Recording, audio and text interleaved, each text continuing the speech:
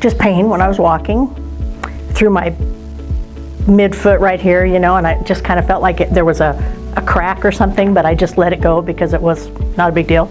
But then it got really worse, and I was trying all kinds of different, you know, paddings and different things.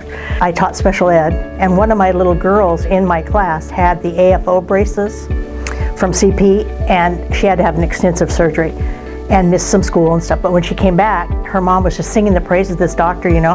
I'd never heard of him, and I said, well, who'd you go to? And she said, this new orthopedic doctor for feet and ankles. And I thought, oh, okay.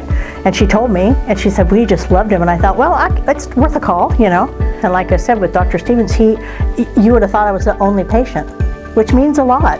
But no, I was able to ask everything, and he drew me some diagrams, you know, and he was very honest with what was going to happen, because it was very intensive surgery. I had 9 different procedures on my foot.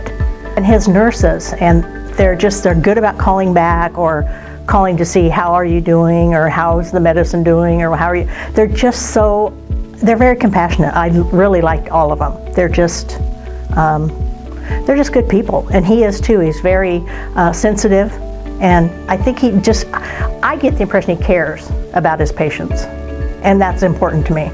But I can walk better, and I'm wearing better shoes with the orthotics and stuff, because I think that's very important. But now I'm hoping, probably maybe by spring, that I will be able to golf. I would just trust him to do anything, you know, and I really would recommend him. He's very good. I like him a lot.